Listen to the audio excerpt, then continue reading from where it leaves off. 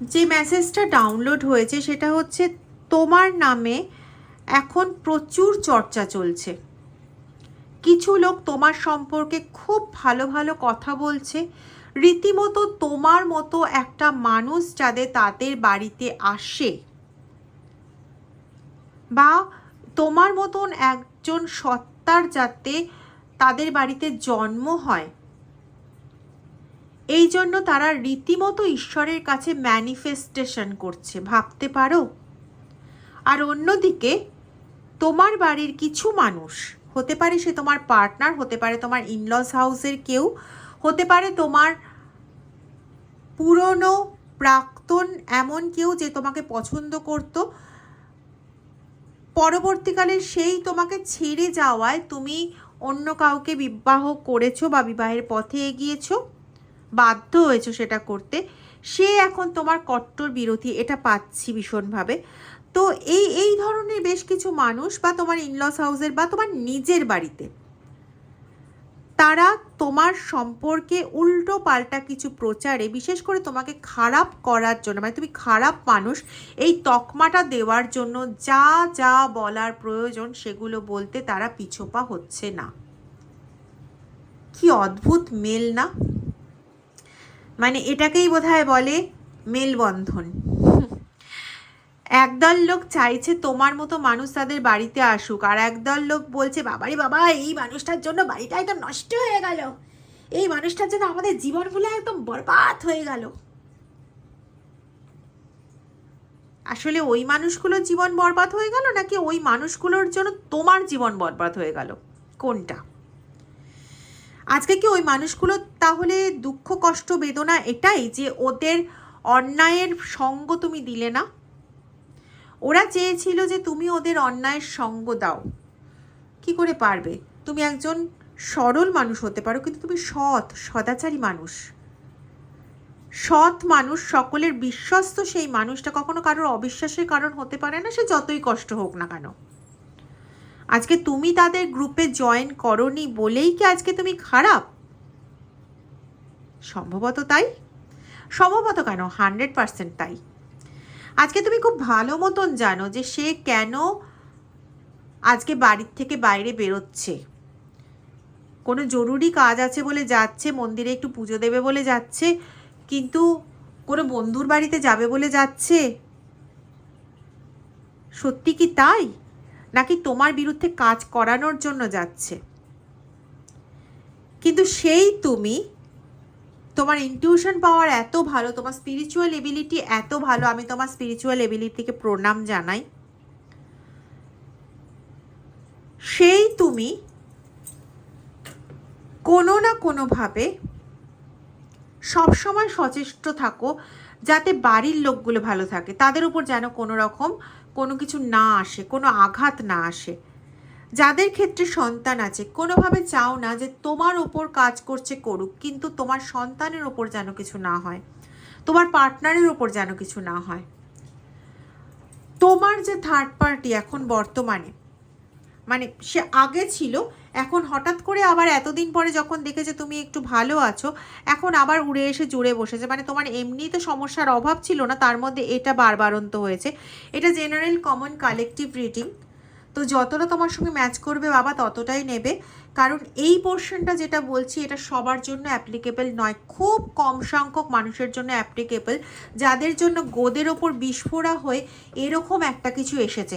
হতে পারে সেটা আগের সময় কোনো ক্রাশ, হতে পারে সেটা কোনো বান্ধবী বা বন্ধু যে বন্দুক হয়ে এসেছে, ঠিক আছে, বা অন্য কেউ যার বর্তমানে আসাটা নিতান্ত প্রয়োজনীয় ছিল না, এসে বরং উপকারের জায়গায় অপকারটা বেশি করেছে, কিন্তু সেই অপকারের শিকার হতে হয়েছে তোমাকে। আমি আবারও বলছি, খুব কম পার্সেন্ট মানুষের জন্য এটাও খাটে।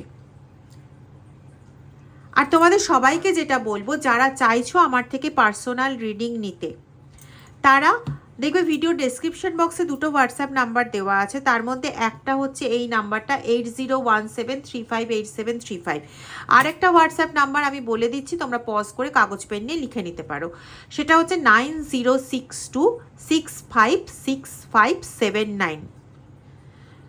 ঠিক আছে?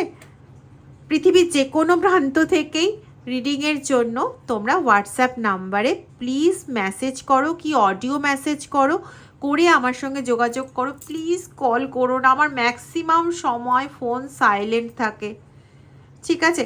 তো প্লিজ কল করো না, কল করে আমায় পাবে না। তার থেকে তোমরা অডিও মেসেজ করে রাখো, আমি ঠিক ওগুলো শুনবো, শুনে ঠিক উত্তর দেব। একদম ডেফিনিট থাকো, ঠিক আছে? আচ্ছা, এবার চলে আসি রিডিংয়ে। দুটো জিনিস পেয়েছি। একটা, কিছু মানুষ তোমার মতো মানুষকে তাদের বাড়িতে চাইছে, হয় কোনো সন্তান হিসেবে, কারো সন্তান হবে এরকম কোনো সম্ভাবনা আছে, তো সন্তান হিসেবে চাইছে, না হলে চাইছে হচ্ছে তাদের বাড়িতে কেউ বিবাহ মানে বিয়ে করবে, তো সেই সূত্রে তোমার মতন একজনকেও তাদের বাড়িতে আসুক। কারণ তারা জানে যে তাদের বাড়িতে যদি তোমার মতন কেউ একজন আসে, তাহলে সে মানে সেই বাড়িটা স্বর্ণোজ্জ্বল হয়ে উঠবে। স্টাক ইন দ্য পাস্ট, দেখেছো? বললাম না, পাস্টের কোনো ব্যক্তি তোমার সঙ্গে সম্পর্ক ছিল, হতে পারে তোমার ক্রাশ ছিল, হতে পারে তোমার ওই সময় তোমার সঙ্গে তার ভালোবাসার সম্পর্ক ছিল, হতে পারে তোমার বন্ধু বা বান্ধবী ছিল, ঠিক আছে? হতে পারে তোমার খুব ফ্রেন্ড, ফিলোসফার, গাইড টাইপের একজন কোনো পার্সন ছিল, যে নিজের স্বার্থকে বজায় রাখার জন্য একটা সময় তোমাকে ছেড়ে কমপ্লিটলি চলে গেছিলো।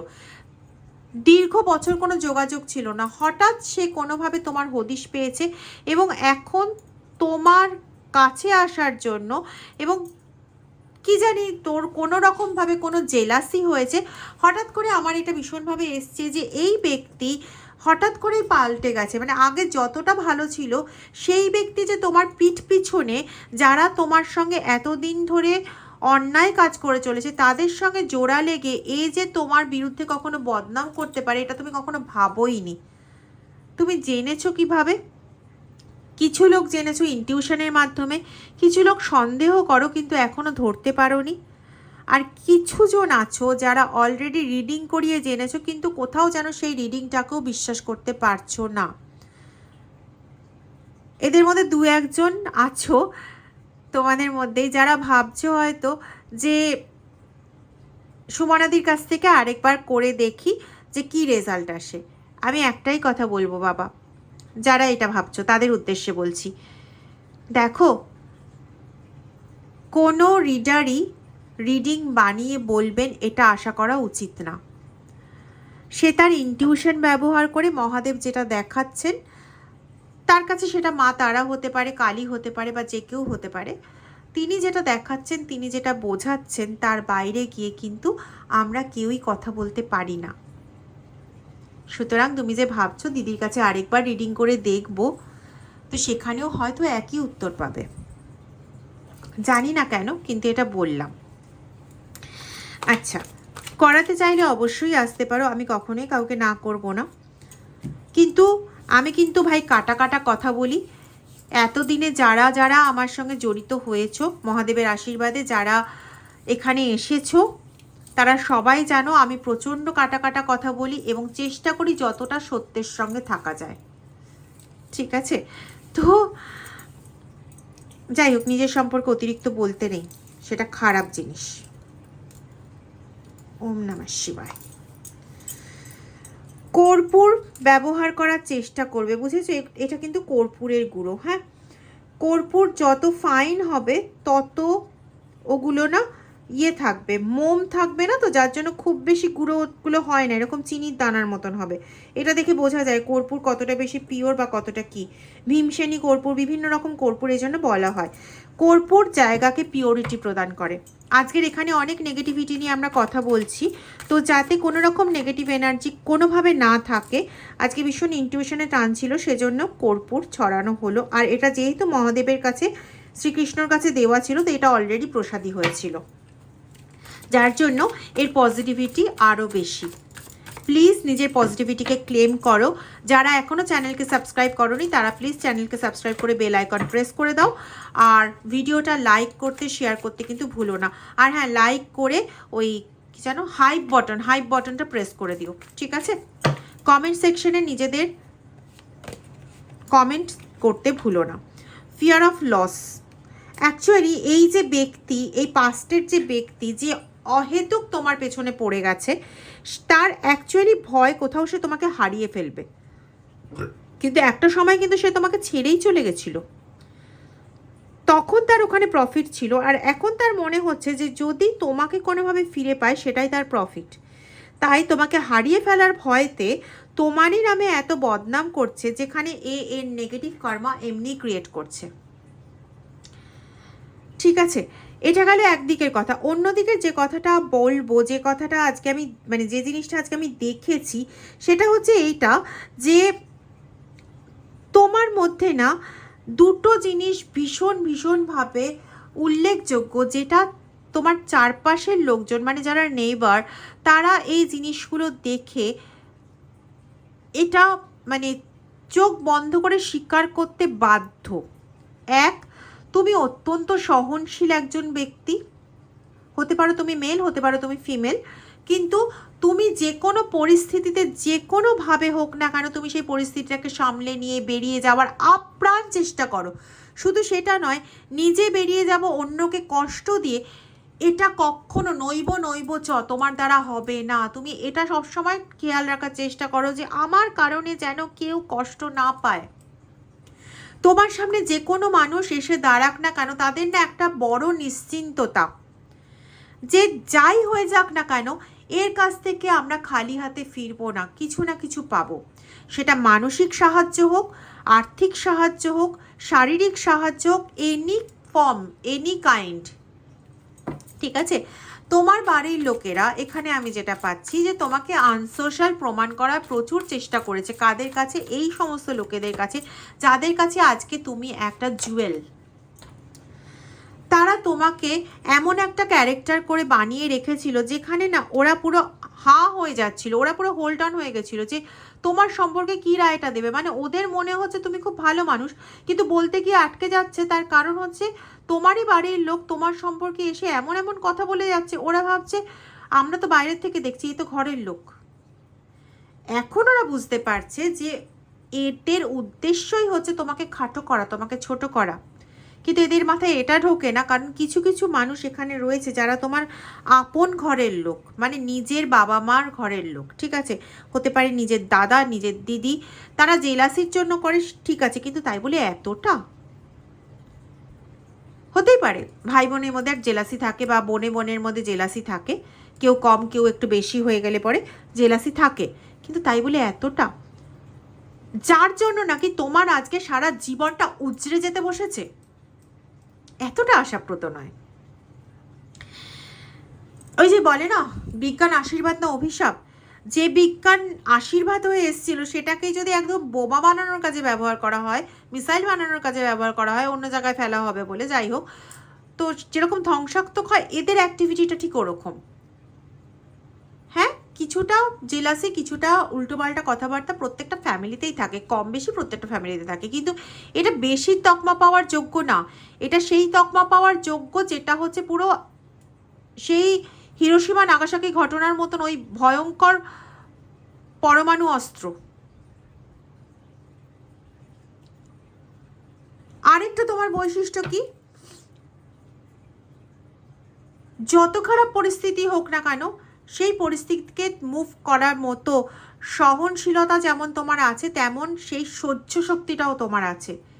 মানে আগুনের মধ্যে দিয়ে পেরোতে হলে ওই তাপ সহ্য করার ক্ষমতা দরকার, সেটা তোমার আছে। প্রচণ্ড বৃষ্টির মধ্যে দিয়ে পেরোতে হলে পরে ওই বৃষ্টির যে তীক্ষ্ণ কাটার মতো, কাটা ভেদার মতন যে বৃষ্টির জলের যে আক্রমণগুলো, সেই আক্রমণকে সহ্য করার ক্ষমতা তোমার আছে। সমুদ্রের জলে সাঁতার জানো না, পড়ে গেলে পরে সেই নোনা জলকে সহ্য করার মতো ক্ষমতা তোমার আছে। তাই এরাও তোমাকে না দুহাত ভরে আশীর্বাদ করে যে এইবারে যে যাত্রাটুকু আর বাকি আছে সেই পথটাতে তুমি জয়যুক্ত হও। বিশ্বাস করবে কি না জানি না, এই মুহূর্তে তুমি অনেকজনের আশীর্বাদ লাভ করছো। হর হর মহাদেব, ওম নমঃ শিবায়। প্রচণ্ড ভালো এনার্জি আসছে গো। যদিও এটা সত্যি খুব কঠিন, কিন্তু তোমার জন্য সুখবর আসতে চলেছে। এতদিন ধরে যে তুমি যার জন্য এত কষ্ট করছো, কারো কারো ক্ষেত্রে পাচ্ছি সন্তানের জন্য কষ্ট, কারো কারো ক্ষেত্রে পাচ্ছি নিজের জীবনটা একটু ঠিকঠাকভাবে চালানোর জন্য কষ্ট।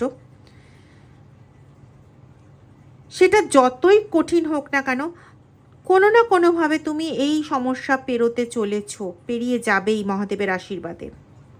ওম নমঃ শিবায়।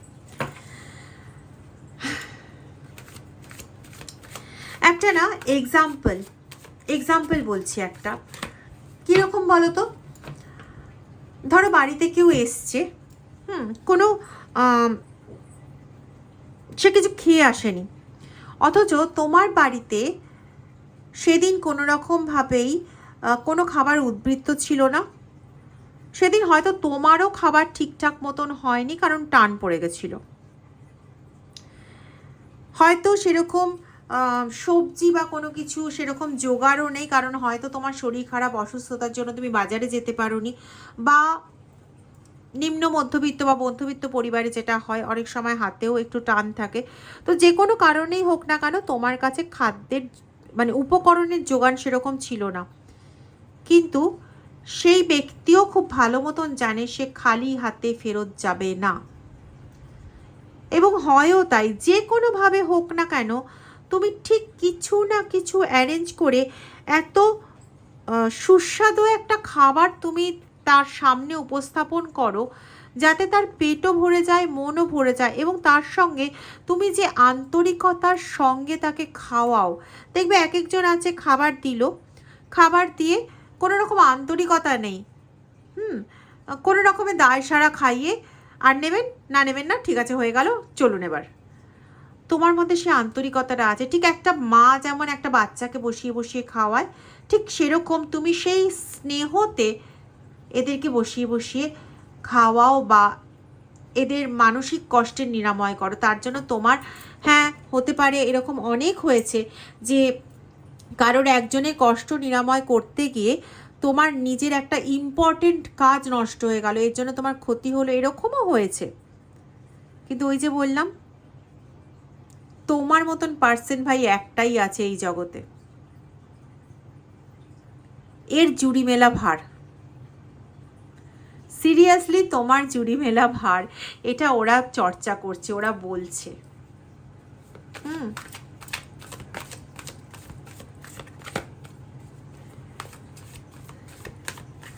ওরা দেখেছে ভাইয়ের বউয়ের করা অত্যাচার। আমি জানি না কার সঙ্গে মিলবে, প্লিজ কমেন্ট সেকশনে জানিও। ওরা দেখেছে তুমি অ্যাকচুয়ালি কতটা সোশ্যাল মানুষ, আর তোমাকে কিভাবে আনসোশ্যালের তকমা দিয়েছে। অ্যাকচুয়ালি তোমার কাছ থেকে ওদের চাহিদা প্রচুর, প্রচুর মানে প্রচুর, প্রচুর বলতে যা বোঝায়।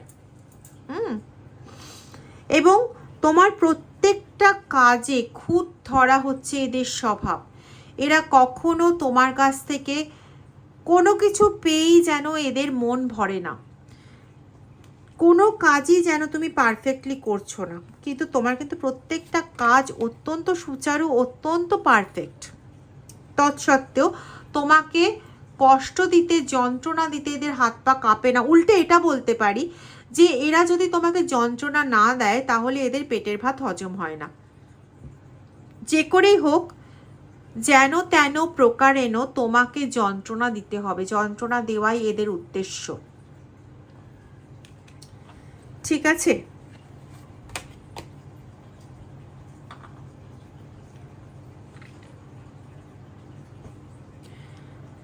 এখানে আমি পাচ্ছি খুব কম পার্সেন্টের ক্ষেত্রে, পার্সেন্টেজটাও বলছি 5%-এর জন্য আসছে তুমি তোমার সোলমেটকে পেয়েও হারিয়ে ফেলেছো।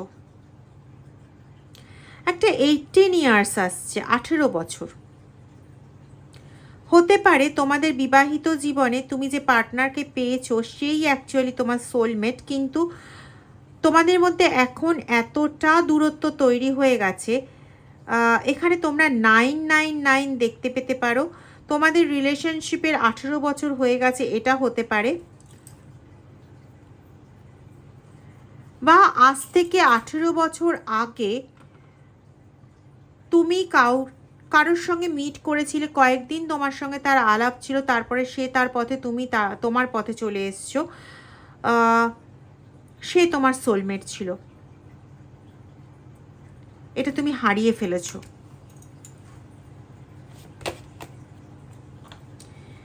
এখন তোমার জীবনে এতটাই বাউন্ডারি ক্রিয়েট হয়েছে যে তুমি চাইলেও তোমার যে পার্টনার, যাদের ক্ষেত্রে সোলমেট, তাদের পার্টনারই কার্মিক নয়। দেখে মনে হয় যেন কার্মিক পার্টনার, বৈশিষ্ট্যগুলো দেখে মনে হয় কার্মিক পার্টনার, কিন্তু এটাও বানানো, এটাও তৈরি করা।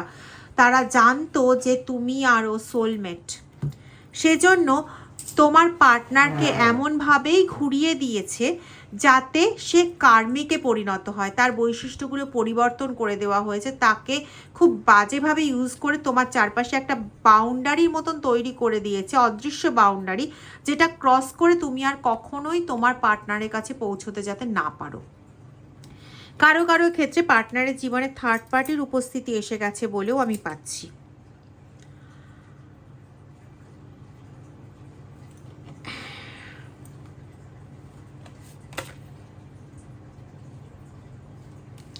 লাস্ট দুটো কার্ড নেব, কারণ ভিডিওটা লং হয়ে যাবে।